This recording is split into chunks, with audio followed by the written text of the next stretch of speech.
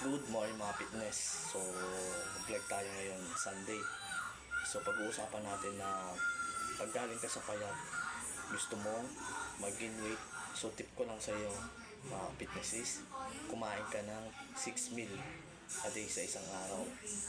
So, kahit hindi ka mag-track ng calories surplus, so need mo lang yung mga matataas na protein.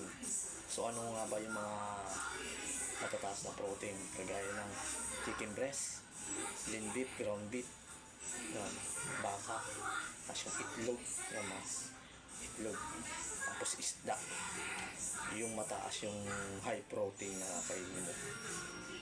Siyempre kailangan mo rin ng carbs, kanin, so energy, so carbohydrates, then good source of fats, yan mga fitness.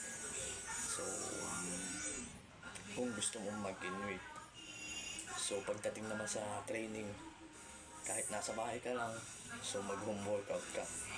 So umpisa mo mag-push up.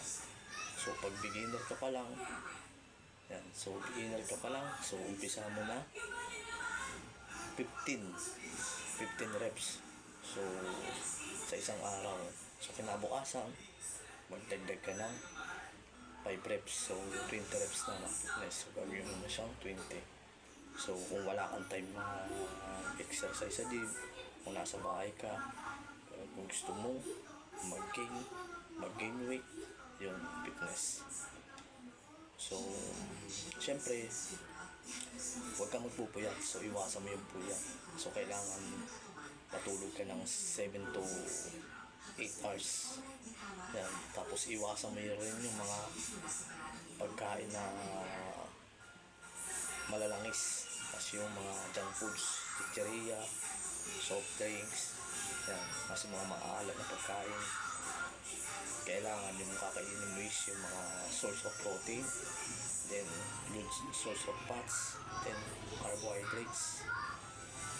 So kahit di ka mag-track ng calories, yan, at least nami-maintain mo yung katawan mo sa mga fitness.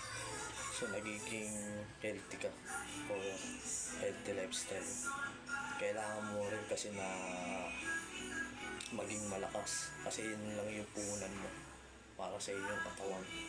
So mahirap pagkasakit mga fitness, lalo na ngayon. So habang bata ka pa, umpisa mo na yung mga plan mo or goal mo sa buhay mga fitness. So yun lang, stay fit and healthy.